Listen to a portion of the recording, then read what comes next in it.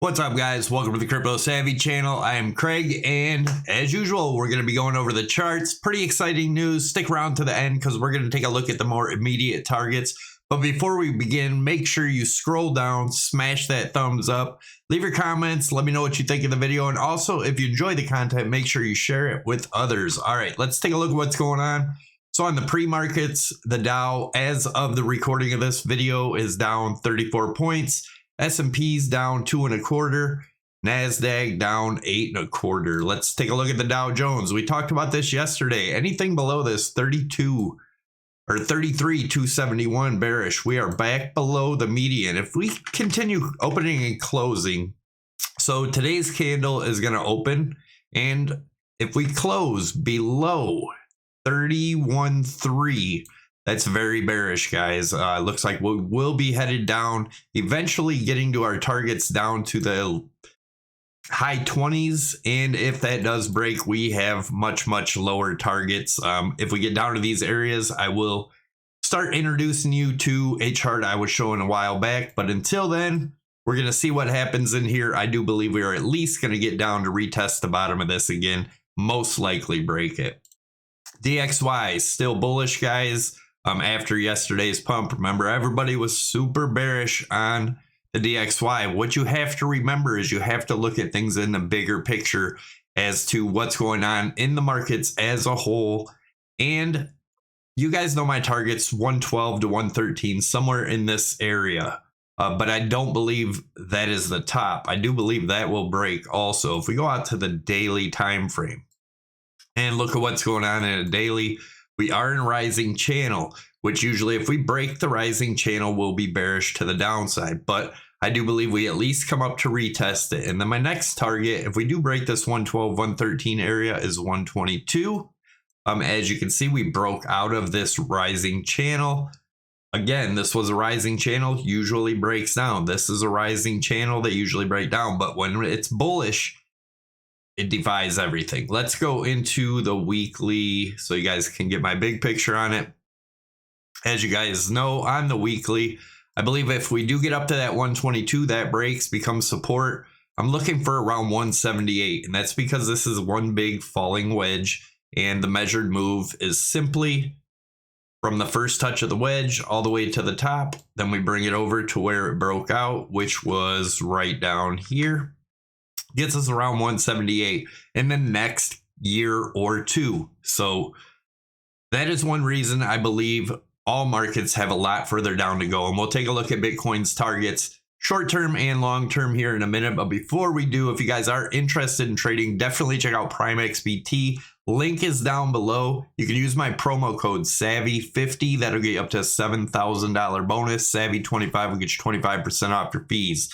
A great place to learn. If you do start an account there is some trading competitions you can enter for free and actually win tradable money without risking any of your own. So definitely check them out. It's a good place to learn, like I said, the contest section and all that. So, all right, let's take a look at, there's also a tutorial on my YouTube page for PrimeXBT. You can check it out. Just go to my page.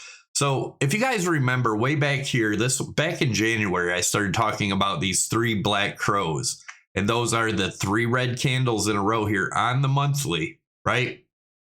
We had 2 months of green after that, but 3 black crows is a trend reversal. And we had this little reversal here, and look at this. 3 more black crows, another little pop up, guys. This does not look bullish at all. You guys know I've been watching the monthly RSI trend line right here. We are below it again. If this month closes below this, guys, we could see them lower lows I've been talking about much quicker. And I'll talk about that here in a minute. What I've been watching is, this is the Amazon chart. We made this back on December 2nd, along with the video, which you'll see if you just open my YouTube page. It's playing right there. But we talked about Amazon looking a lot like Bitcoin back in the .com bubble here. And you can see what happens. We've been talking about how bubbles pop, why they pop, usually an overhyped market, right? Along with other economic things going on. But all you really have to do to see what's going on today is quit watching. I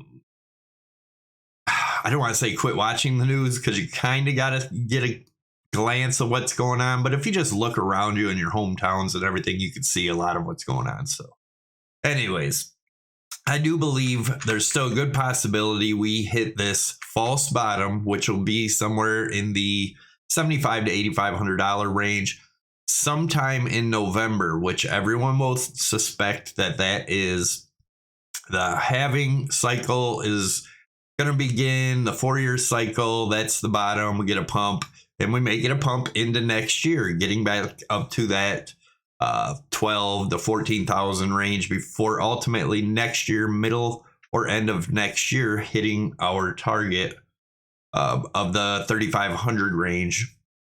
So if you look at the RSI, it is playing out almost identically, and I drew this in this part here. Once we break this weekly trend line, right, just like we did here, that's the false bottom.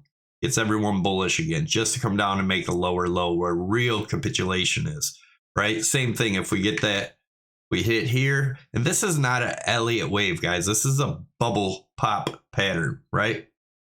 So once we break that, everyone should get really bullish and come up. That's my theory of the false bottom, right? And the false bottom would be in sometime in November, possibly December, before this happens. But if you look at the MACD, it is also playing out almost to the T identically, guys.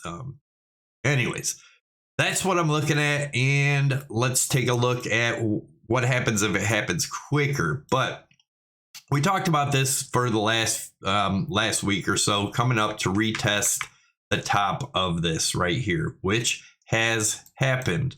We got rejected right where we expected to. This chart's very old, these targets. Remember, if we break this 17.7, guys, I think our next target's going to be around the 82, somewhere in that range. Now, that could be our false bottom. Maybe sometime in November, come back up, retest that 17-18 range, and then come down to our lows. Let's take another look at the daily here. I've showed you guys this huge falling wedge. I know everybody's talking about a falling wedge, but everybody's drawing it wrong, in my opinion. Here is the true falling wedge, right? If we break up past this 22.9 range, actually, we can move that down a little bit now. A little bit. So yeah, if we break this 22.8 is the area we would have to break to get bullish as of right now, right? So what I'm looking at now is on the inside of this falling wedge, I do believe, I wanted to show you this real quick. So like I said, I do think the bottom is going to be, and I've been talking about this all year, possibly the middle or end of next year. But if this plays out like this, we could see that bottom this year, the total bottom. But depending on where the price is and, you know, where we're at in November is going to be a big deal as to figuring out if we've hit bottom or not. So we're definitely going to be keeping up on this channel. So make sure you subscribe to the channel if you haven't already. We are going to be keeping updated on this daily, sometimes Saturday and Sunday, but always Monday through Friday. So anyways, let's take a look at this descending triangle we have here. Let me get this out of our way. So this descending triangle, if we do break this 18.5 range, guys, our target is going to be right there at that 3,500. Does that mean we shoot straight down? Absolutely not. If there's one thing you've learned on this channel, I hope it's that markets take time to get to these targets. Also, have patience. Don't FOMO. There are areas to watch that will invalidate charts or validate, you know, there's breaking points. We talk about them all the time. Right now, 22.7 to 22.8 is our range that we'd have to break to get bullish. So let's go into the smaller time frame. We're going to stay on this chart. We're just going to switch it to the 4-hour. I have this drawn in here and take a look. So here we are. We had a rising. This is that descending triangle that we just looked at on the daily within the big wedge.